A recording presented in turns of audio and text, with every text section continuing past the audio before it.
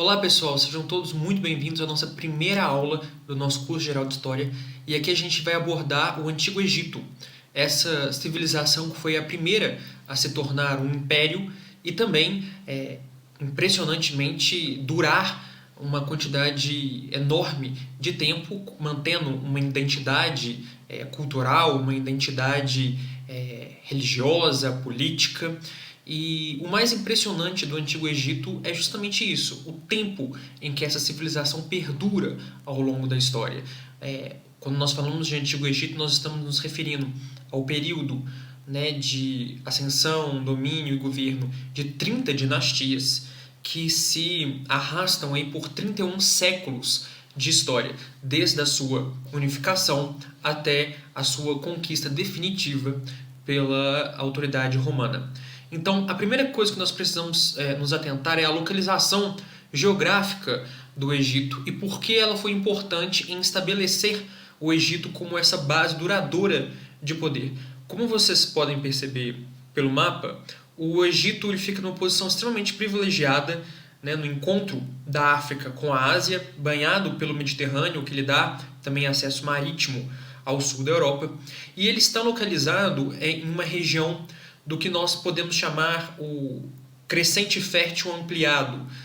Existe nas civilizações antigas uma predominância muito forte de que civilizações se desenvolvem junto a rios, né, muito proeminentes específicos, porque o acesso à água potável, o acesso ao deslocamento marítimo é imprescindível para o desenvolvimento das primeiras civilizações. Então, o Nilo, como bem disse, né, o pai da história, o historiador grego Heródoto, ele é uma dádiva do Nilo, uma consequência do rio Nilo, que é o maior rio em extensão do mundo, desde aí do onde hoje é o Sudão até o delta que deságua no Mediterrâneo. Então, ela participa, né, desse espaço muito privilegiado de grandes rios circulados por grandes desertos. Então você tem os desertos da Líbia, né, os desertos da Núbia, fazendo a fronteira geográfica natural do Egito. Você tem os desertos da Arábia, né, e você tem essa crescente fértil, né, que são as terras de cultivo possível ao longo do rio Nilo, depois no rio Jordão, depois nos rios Tigre e Eufrates. E é nesse encontro, nessa crescente fértil, que vão desenvolver as primeiras grandes civilizações da Idade Antiga. Então, esse fato, né, de poder utilizar o rio Nilo como a sua base de desenvolvimento tornará o Egito uma civilização poderosa, duradoura, sustentável do ponto de vista de comida, de recursos, e também atrairá muita cobiça, né, dos vizinhos quando eles também tiverem em posições militarmente mais desenvolvidas. Então, você percebe pelo mapa que mostra que a extensão máxima do Império Egípcio Antigo, no século XV a.C., e você percebe que ele se, né, prolonga desde do Alto Nilo, do Nilo Azul, até o delta, e militarmente também chegou-se em certos momentos a se dominar o Levante e a Síria. Então, nesse espaço, né, de assentamento das primeiras povoações, né, nesse espaço da transição, né, do início da história propriamente dita, com a invenção, né, de modelos de registro escritos, passando da pré-história para a história, quando você tem a sedimentação de famílias em clãs, em tribos, você desenvolve nessa região pequenas comunidades autônomas chamadas de nomos. Os nomos eram unidades políticas independentes, mas que começaram, né, a se desenvolver uma identidade e partilhar certos traços culturais, e esses nomos vão lentamente se agregando até se desenvolver nos dois reinos primitivos do Alto e do Baixo Egito. E é justamente com a unificação do Alto e do Baixo Egito que você tem o início da história oficial dessa civilização que nós vamos estudar ao longo dessa aula. Então você tem, ao longo né, do período histórico, etapas que a historiografia dividiu didaticamente. Então você tem desde períodos plenos, em que você tem uma estrutura reconhecível, duradoura e perene de políticas, características, e você tem períodos intermediários, que fazem, né, a transição, geralmente com algum tipo de guerra civil, de invasão, de instabilidade entre esses períodos. Eu gosto muito de frisar que a dimensão histórica do Antigo Egito é tão grande que, inevitavelmente, você consegue ver processos históricos macros da história da Europa, ou da história da civilização, todos dentro da história do Antigo Egito, dado, né, a amplitude, né, de tempo que ela se desenvolveu. Então você tem períodos de maior centralização política, de maior descentralização política, você tem períodos de maior florescimento cultural, períodos de maior florescimento econômico, períodos de escassez, períodos de guerra civil, períodos de invasão estrangeira. Tudo isso acontece ao longo da história egípcia e nos ensina muito acerca de como esses processos históricos se desenrolam. Então você tem um período arcaico, ou também chamado período pré-dinástico, até você ter o Antigo Império. Você tem o primeiro período intermediário, você tem o Médio Império, o segundo período intermediário, o Novo Império, onde acontece o apogeu da civilização egípcia. Você tem um longo período de enfraquecimento no período intermediário e no período tardio, até que o Egito perde definitivamente a sua autonomia política e não mais participa como um ator decisivo da geopolítica da bacia do Mediterrâneo até o final da Idade Antiga. Nós vamos passar brevemente sobre esses períodos, citando alguma dessas características. Então, o período o que marca o início, né, dessa história enquanto tal é a unificação do Alto e do Baixo Egito.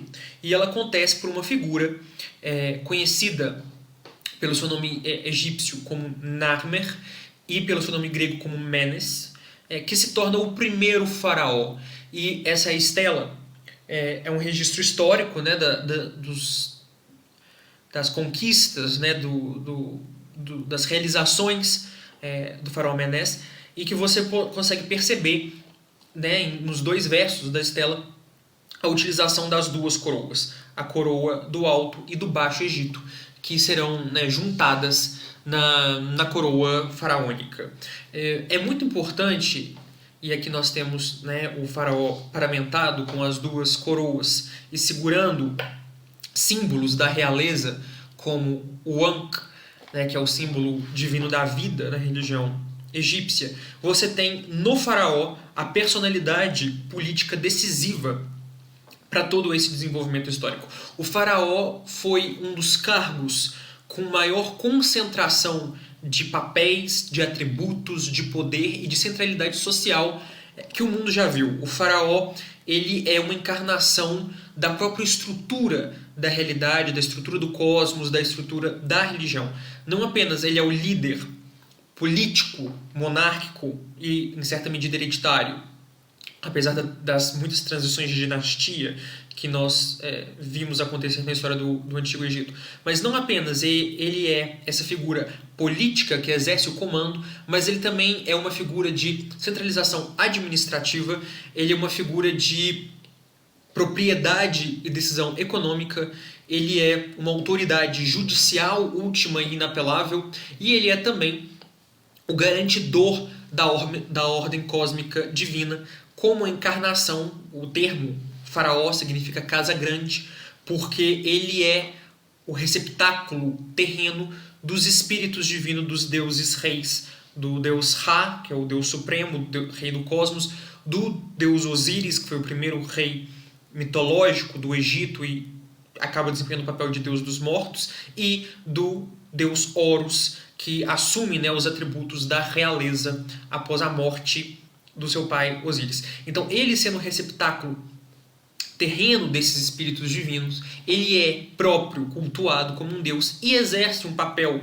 primordialmente sacerdotal da intermediação do humano com o divino. Então, havia rituais, por exemplo, diários que o faraó tinha que performar para garantir o continuamento da existência do mundo, para continuar mantendo-se a ordem cósmica para se evitar que as forças do caos destruíssem o mundo tal como nós o conhecemos. Então, o faraó, ele recebe toda essa carga simbólica e prática que dá ao Antigo Egito um nível de concentração e de mando e de eficiência administrativa que vai alavancar o desenvolvimento do Egito como um império para realmente exercer esse papel tão proeminente na história dos primeiros milênios da Antiguidade. Então, no faraó que estão depositadas essas esperanças de desenvolvimento social, desenvolvimento econômico, desenvolvimento administrativo, desenvolvimento religioso. E é justamente no período do Antigo Império, das primeiras dinastias pós a unificação, que esse poder está concentrado dessa forma. E para uma forma não apenas de avanço tecnológico, cultural, também identitário, também religioso, que os primeiros faraós se lançam à empreitada de fazer grandes construções para marcar e desenvolver esse poderio egípcio. Vocês veem aí uma foto das pirâmides de Gizé, que ficam nas redondezas do atual Cairo, que são as mais famosas construções, inclusive a maior delas, a pirâmide de Quéops, ou do nome egípcio do faraó Khufu, é uma das 7 maravilhas do mundo antigo, a mais antiga delas e a única que ainda está de pé, como um testemunho desse desenvolvimento tecnológico, econômico e político do Egito. Mas vocês também conseguem ver nessa foto um pouco dos estágios de desenvolvimento de construção desse símbolo político e religioso que são as pirâmides. As pirâmides começaram, a aristocracia começou a construção de mastabas, que eram túmulos ampliados, mas basicamente com uma estrutura mais baixa e de natureza retangular. Depois desenvolveu-se uma pirâmide de degraus, como por exemplo a famosa pirâmide de degraus do faraó Djoser. Como vocês podem ver, aqui existem pirâmides que foram construídas nesse estilo. Depois você tem as pirâmides inclinadas, com um ângulo de inclinação maior em direção ao topo, até você ter a pirâmide perfeita, matematicamente perfeita nos ângulos que se encontram no ápice da pirâmide. A pirâmide também era revestida de calcário. Ela foi dilapidada ao longo dos séculos, mas você ainda consegue ver o espaço mais branco no topo, para fazer com que refletisse a luz do sol, para que ela brilhasse no horizonte. E você tem as grandes construções, especialmente no caso dessas pirâmides, durante a 4ª dinastia. E elas são um símbolo desse antigo império, que é uma alta centralização administrativa, uma alta projeção do faraó sobre as cidades e as realidades locais, e esse desenvolvimento inicial da cultura egípcia. A pirâmide é um bom símbolo do período histórico que nós estamos falando e colocando em perspectiva. Só para vocês sentirem o peso dessa duração, existem mais anos entre a construção da grande pirâmide de Gizé e a rainha Cleópatra, a última rainha da última dinastia do Egito Antigo, do que entre a rainha Cleópatra e a nossa época. As grandes pirâmides, especialmente a grande pirâmide de Gizé, ela foi concluída por volta do ano 2560 a.C., portanto, há mais de 4.500 anos atrás. Então, existem mais tempo, mais anos entre a construção das grandes pirâmides e a rainha Cleópatra, ou, por exemplo, Jesus Cristo, do que entre o primeiro século e a nossa era. Então, esse período do Antigo Império tem essas características. Depois, o período intermediário é marcado por uma série de guerras civis que se aproveitaram de falhas nas dinastias e que voltaram a colocar em choque o Alto e o Baixo Egito. Você, inclusive, tinha duas capitais que rivalizavam pelo controle político do país. E esse período acabou desaguando no Médio Império, que é um período muito mais turbulento e muito mais caótico do que o Antigo e que o Novo Império, porque é um período de grande descentralização administrativa. Um paralelo que geralmente se faz na didática desses períodos é o paralelo com a Europa medieval pós-Império Romano. Você tinha um período de alta centralização que criou as bases da civilização, mas depois gera-se uma série de gerações de faraós fracos, de líderes locais e de cidades com relativa autonomia. Essa autonomia acaba gerando também uma fragilidade nacional e também uma competição cultural. Nesse período médio, você tem uma diversidade cultural muito grande e você desenvolve aspectos, por exemplo, religiosos específicos de cada cidade, mas que no final convergiriam para a formulação da versão final, da versão definitiva, a versão clássica, digamos assim, da mitologia egípcia, da religião antiga egípcia, se aproveitando das diversas divindades, das diversas cidades, das diversas localidades que compunham esse Egito Antigo. Após o fim do Médio Império, você tem uma ruptura na história egípcia com o segundo período intermediário, que é um período de sujeição a dinastias estrangeiras. Você tem um povo, que é o povo Ixo, que consegue invadir e se instalar no comando do Egito, e você tem uma série de dinastias Ixas governando o Egito, que é considerado o segundo período intermediário. Esse período encerra-se quando finalmente consegue-se, através de rebeliões internas, expulsar os Ixos e estabelecer uma dinastia genuinamente egípcia no trono.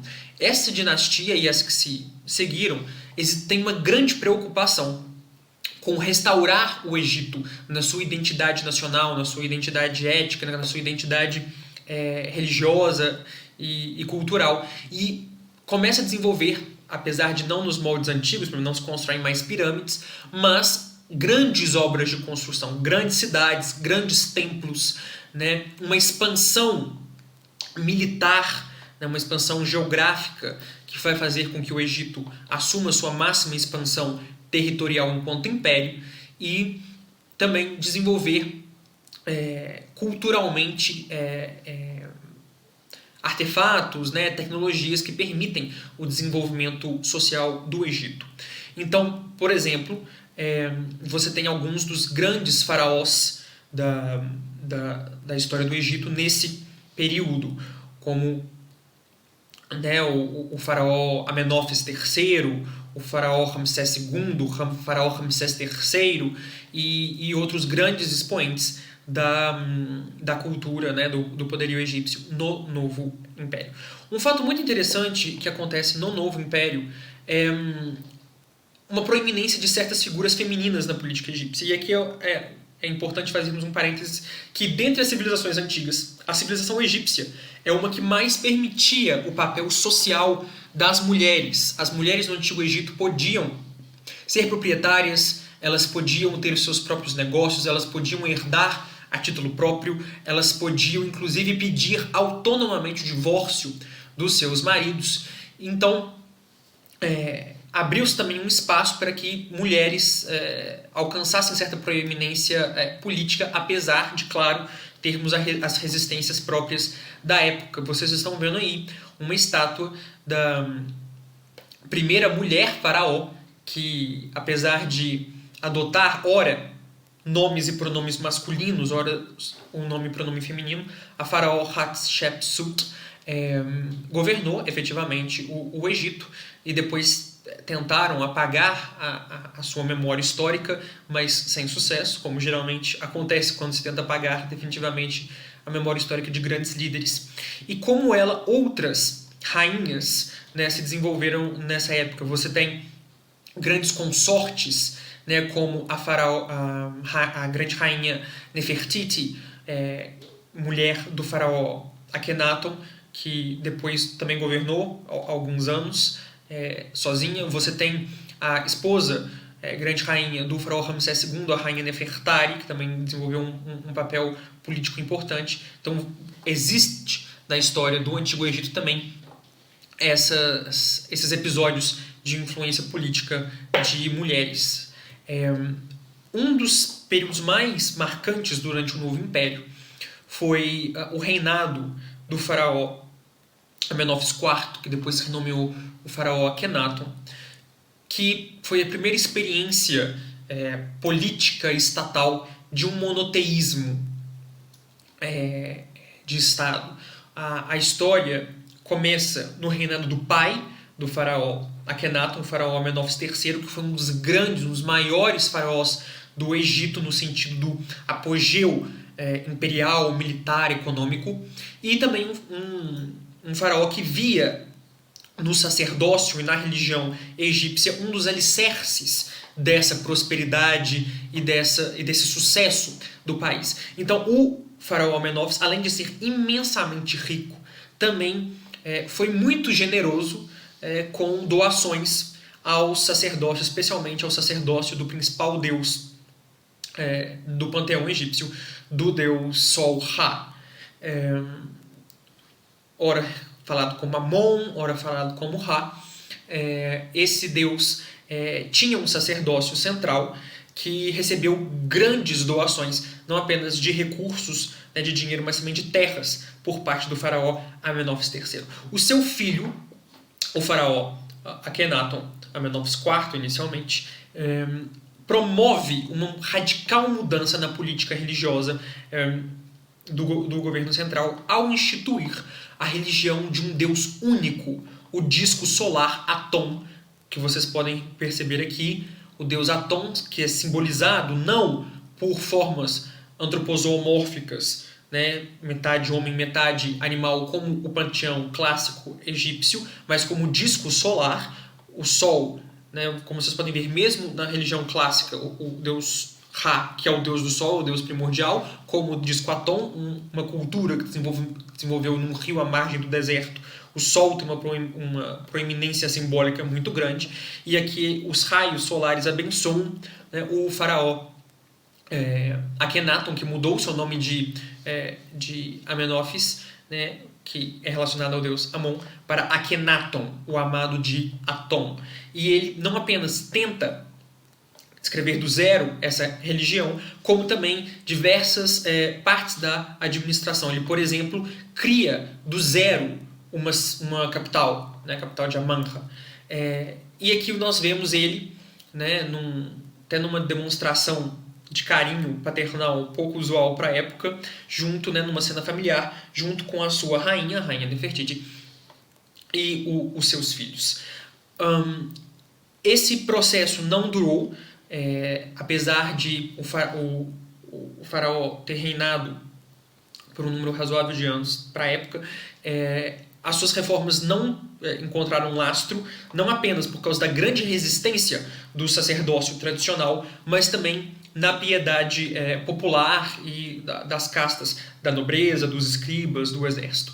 Então, a partir do momento em que morre o seu filho, o faraó Tutankhamon, reverte as reformas religiosas monoteístas do seu pai e restaura a religião tradicional da mitologia clássica egípcia. Não apenas isso lhe dá o papel na história, apesar de ter morrido muito jovem, morreu com 18 anos de idade, provavelmente de uma infecção, mas nós conhecemos sua história e provavelmente essa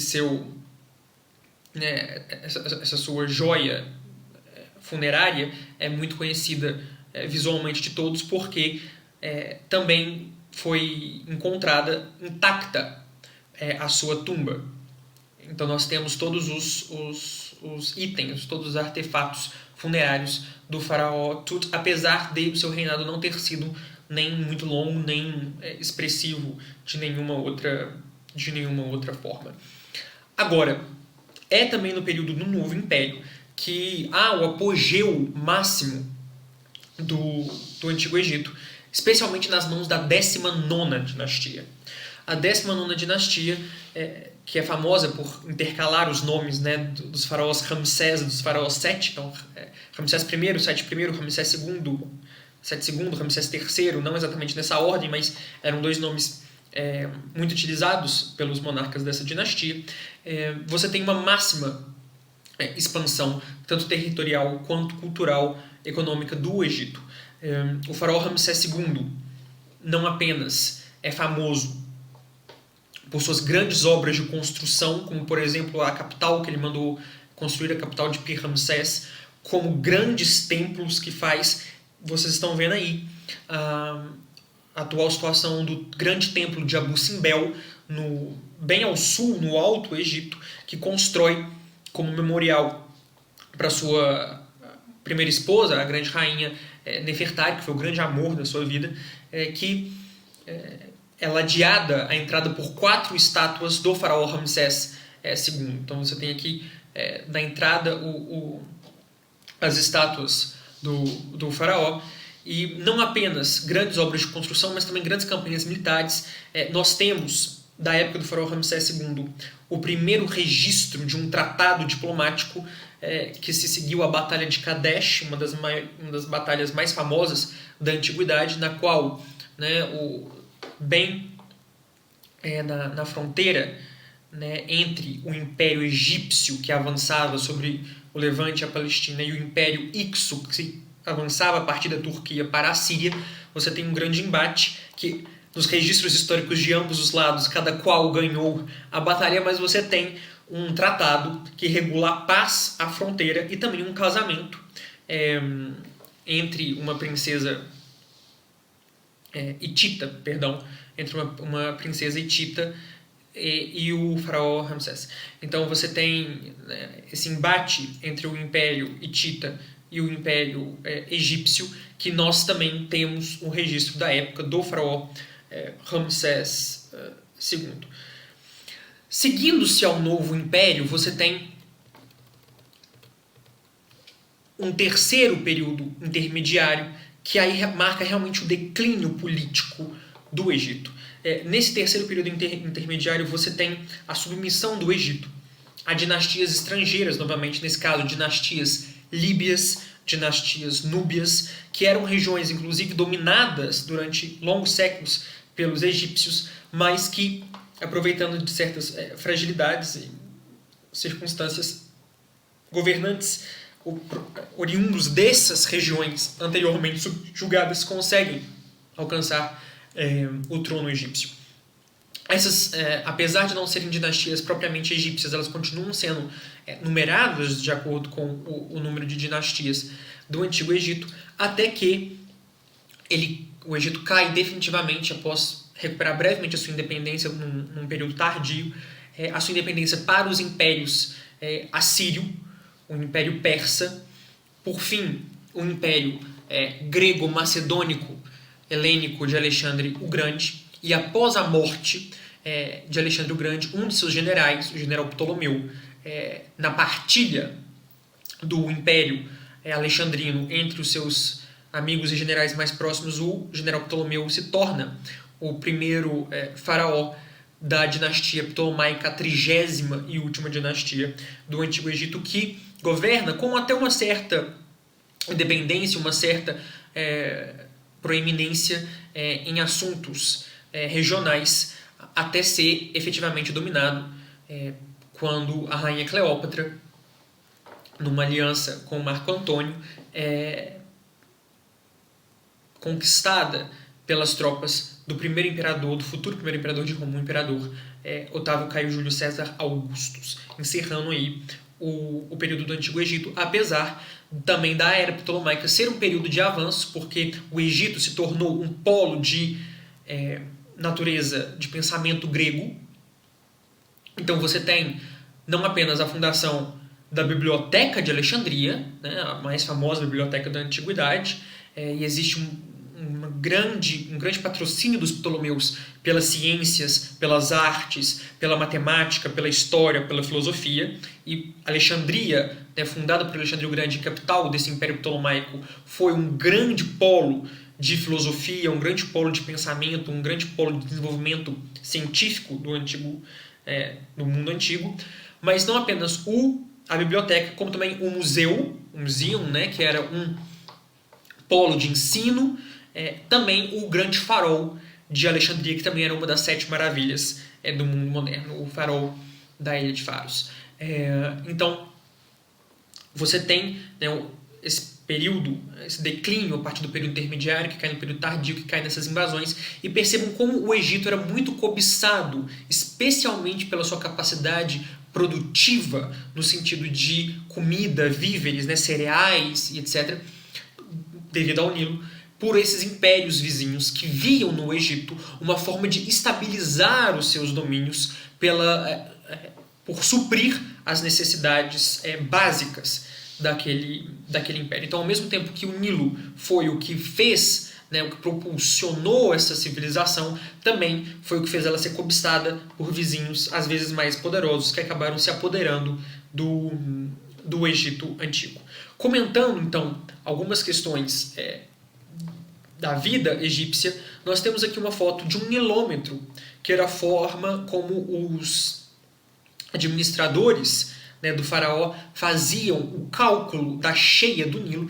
O Nilo passava por um período natural de cheias, em que durante 6 meses o Nilo alagava, então as margens do Nilo se ampliavam, e depois elas se retraíam. Quando elas se retraíam, o Nilo deixava um lodo, que deixava o solo muito fértil. Então, o regime de trabalho no Antigo Egito, na qual, inclusive, todos os cidadãos egípcios que não tinham algum papel social específico na administração ou no comércio, né, o cidadão médio egípcio era submetido a um regime de servidão coletiva.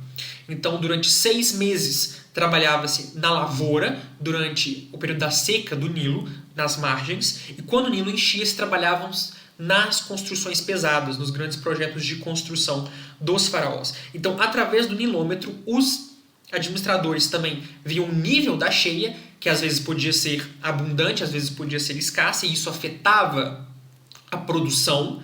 Então, com base no nilômetro, eles mediam a cheia do Nilo e também arbitravam as cotas, né, de produção que os súditos tinham que entregar para a administração do faraó.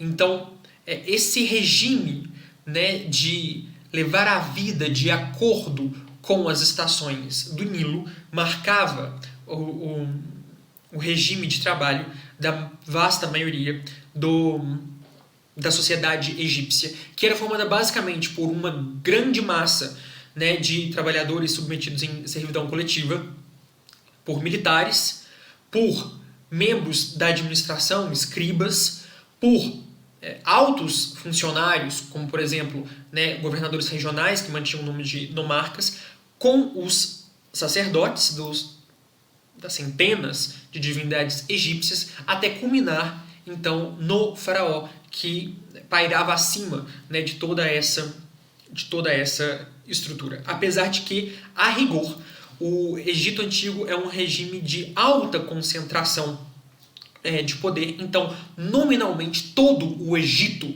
era do faraó. Uma frase que costuma se dizer: o faraó é o Egito e o Egito é o faraó. Existe uma associação, inclusive, do corpo físico do faraó à terra. E por os espíritos dos deuses reis habitarem o faraó, eles também, né, dominam e habitam essa terra. Então, a rigor, não há propriedade privada no Antigo Egito. Tudo é propriedade do faraó, que, né, que aluga, digamos assim, em termos grosseiros, para os respectivos posseiros das terras em troca de tributo. E é assim que se justifica a tributação, como um aluguel do verdadeiro dono da terra, que é o faraó. E maior parte, né, desse tributo é pagado em víveres, né, em produção agrícola das estiagens do Nilo ou em trabalho forçado nas grandes construções. É muito importante, a mitologia egípcia é muito interessante, e você encontra aqui um dos primeiros vestígios do constrangimento do poder pela moral, pela religião. Apesar do faraó ser, em certo sentido, a gente não utiliza monarquias absolutas, porque isso é um termo muito próprio da Idade Moderna europeia, mas monarquias divinas orientais, então você tem o reforço do poder político do faraó através da sua identificação com a ordem divina, com a ordem cósmica da pessoa do faraó, com a pessoa dos deuses, mas também você tem limitações intrínsecas a esse sistema, porque se o faraó é um deus, ele deve se comportar com o nível de perfeição moral que é exigido dos deuses. Então aqui nós temos uma representação da deusa Mat, a deusa, a encarnação da verdade. E a sua lei, a lei de Mat, é a lei moral universal a que todos estão submetidos, inclusive o faraó. E o faraó legitima o seu poder ao exercer o domínio político em acordo, em consonância com os ditames da lei de Mat. Então você tem também, através das religiões, ao mesmo tempo uma legitimação e um fortalecimento do poder político, mas de uma outra forma também um certo constrangimento do teor decisório desse poder que tem que se adequar moral e religiosamente àquela cosmovisão religiosa. Nós temos aqui um dos mais clássicos papiros religiosos que descreve o destino, o julgamento de uma alma para o egípcio. E esse papiro é muito condensador de várias crenças religiosas egípcias. Você tem aqui o deus da morte, Anubis, guiando a alma do morto, levando ao tribunal do deus Osíris, que é o deus dos mortos, ladeado aqui pelas suas irmãs, a deusa Ísis e a deusa Néftis, que depois, um dos mitos mais clássicos do Antigo Egito, depois do assassinato de Osíris pelo seu irmão Set, pela sua mumificação, pela concepção do deus Horus, que se encontra aqui, que vinga o seu pai e toma o poder real no Egito, e Osíris vira o deus dos mortos. Você tem essa noção de julgamento em que grande parte da vida do egípcio é voltada para a sua vida após a morte. Existia uma obsessão na religião egípcia pelo destino da alma pós-morte e preservar a sua identidade após a morte. Aqui você tem então o deus Anubis conduzindo a alma para o julgamento do deus Osíris. Aqui nós temos o deus Anubis, aqui nós temos o deus Tot, o deus da sabedoria, o deus Horus, o deus Osíris, a deusa Ísis e a deusa Néftis, presenciando uma pesagem do coração. E aqui você tem o artefato, o canopo mortuário, que tem o coração do falecido, contrabalanceado com a pena da verdade. E aqui o seu coração tem que ser mais leve do que a pena da verdade. Isso simboliza você ter levado uma vida verdadeira, uma vida elevada, uma vida virtuosa. E se o seu coração for mais pesado, existia uma criatura mitológica, um híbrido de diversos animais, que consumiria o seu coração e a sua alma seria aniquilada. E a sua alma se dissiparia e você perderia a sua identidade, ao invés de, se no caso você fosse aprovado no julgamento, você passasse para os campos de juncos, para a eternidade pós-morte. Aqui também você tem o mesmo morto adorando diversas divindades egípcias. Você tem aqui, muito claramente, com a cabeça de pássaro e com o sol na testa, o deus Ra, que é o deus principal, e você tem uma fileira de outros deuses atrás. O deus Ra, que é o deus supremo do panteão egípcio, ele cumpria não apenas a função de Deus Sol, de Deus Supremo, mas também de garantidor da ordem cósmica. O Deus Ra renascia todos os dias como uma criança na manhã, percorria o mundo na translação do Sol como um adulto e se punha velho, e durante a noite ele percorria, em vez de percorrer o mundo, ele percorria os mares do caos, os mares primitivos, na barca de Ra. E com a ajuda de outros deuses, todo dia ele combatia a serpente do caos, Apófis. E essa temática mitológica entre o Deus Rei, o Deus Supremo, que vence e que subjuga uma entidade representativa do caos e instaura a ordem cósmica, essa é uma das principais vertentes mitológicas do mundo. Você tem paralelos inclusive autônomos, não são cópias, todas as mitologias se desenvolvem autonomamente com essa mesma ideia de uma ordem divina cosmológica que derrota o caos em diversas mitologias. Então, Ra contra Apophis, Marduk contra Tiamat na mitologia mesopotâmica, Zeus e os olimpianos contra os titãs na mitologia grega, Odin e contra os gigantes de gelo na mitologia nórdica, e assim sucessivamente. Então, o deus Ra tem essa proeminência. Aqui nós vemos o deus Anubis mumificando um morto, e aqui uma das características culturais mais marcantes do Antigo Egito é realmente o cuidado aos mortos. Inclusive, mesmo pessoas de baixíssimo nível social possuíam as suas próprias tumbas com um certo nível de elaboração. Era muito comum que artesãos que trabalhavam em tumbas dos faraós e dos nobres no seu tempo livre trabalhassem nas suas próprias tumbas. E aí você tem diversos processos médicos, afinal das contas, para a preservação da identidade do pós-morte. Então você tem uma mumificação que envolve um evisceramento, que envolve guardar as vísceras, guardar objetos pessoais dos falecidos. Então, essa parte da religião também era muito importante. O Antigo Egito também foi um dos primeiros por causa da necessidade burocrática e por causa do tamanho e da comunicação e da interação com os outros povos e, enfim, por todos os motivos que leva-se ao desenvolvimento de um estilo de escrita muito sofisticado, a desenvolver não apenas um alfabeto, mas também uma classe social dedicada à erudição, a manter registros, a manter a memória estatal e a desenvolver essa. Então você tem aí um escriba segurando uma estela em que você tem hieróglifos, que era uma das 3 formas que se desenvolveu no Antigo Egito de escrita a partir do mesmo alfabeto fonético. Então você tem o hieróglifo, que é o mais solene e utilizado em templos, em questões religiosas. Você tem o hierático, que é uma forma adaptada para usos correntes da administração, e você tem o demótico, que era a forma de escrita da população, da forma geral, aqueles que eram alfabetizados. E você tem um conhecimento bastante plausível dessas línguas. Aí nós temos, vocês podem ver, que é baseado no mesmo sistema, não era um sistema de escrita totalmente autônomos. Você tem o hierógrafo, o hierático e o demótico na progressão que se desenvolveram, especialmente por causa de artefatos, como, por exemplo, a Pedra de Roseta. Na Pedra de Roseta, que foi um dos maiores achados arqueológicos e que está disponível a nós, graças aos museus, o Museu Britânico, você tem o mesmo texto em hieróglifo, em demótico e em grego.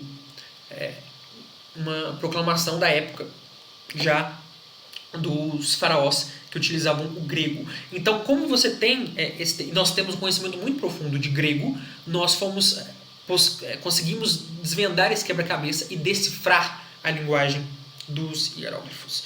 Então, a egiptologia, que é uma vasta ciência do ponto de vista arqueológico e histórica, já tem um conhecimento razoavelmente avançado das línguas do Antigo Egito.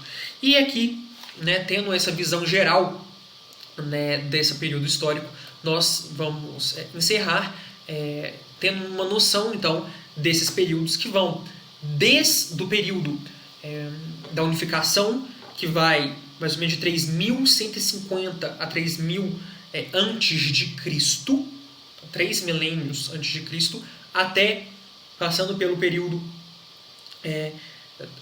da formação do Alto Império, do período intermediário, do Médio Império, do segundo período intermediário dos Ixos, do Novo Império, do apogeu do terceiro período intermediário com os núbios e os líbios, e, portanto, depois as conquistas síria, persa, grega, ptolomaica e, por fim, a conquista romana. Essa é a história do Antigo Egito, vista de um ponto de vista mais macro. Ao citar, ao percorrermos as aulas das outras civilizações, com certeza nós vamos nos referir, né, a eventos e períodos que envolvem a inter-relação deles com o Antigo Egito. Espero que vocês tenham gostado e na próxima aula nós vamos falar sobre as primeiras civilizações, cidades-estados e depois impérios da Mesopotâmia. Espero vocês!